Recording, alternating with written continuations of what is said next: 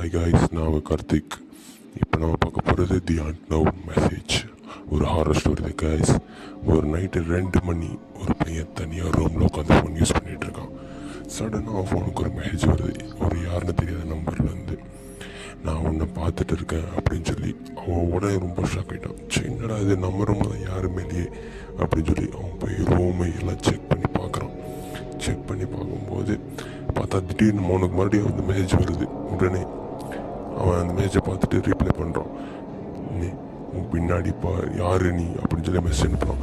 உடனே உன் பின்னாடி பாரு அப்படின்னு சொல்லி அவனுக்கு மெசேஜ் ரீப்ளை வருது. அவன் பின்னாடி திரும்பி ஸ்லோ பயத்தோடு திரும்பி பார்க்குறான்.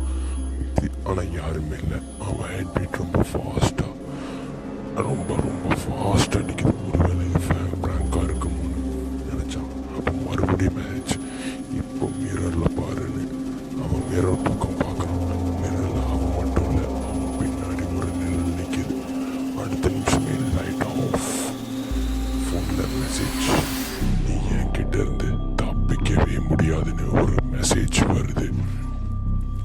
திரும்பி அவன் பார்க்குறான். அப்போ தலை இல்லாமல் ஒரு முண்டம் நிற்கிது அவன் பின்னாடி. அவன் மயக்கம் போட்டு கீழே விழுகிறான். திடீர்னு மறுநாள் காலையில் எழுந்திருக்கும் போது அந்த அவனுக்கு தெரியுது. பக்கத்து வீட்டுக்காரங்க சொல்கிறாங்க, இந்த மாதிரி தம்பி வீட்டில் நிறைய பேர் தூக்கப்பட்டு இருந்திருக்காங்க அப்படின்னு சொல்கிறாங்க. ரொம்ப ஷாக்காக வீடு எல்லாத்தையுமே காலி பண்ணிட்டு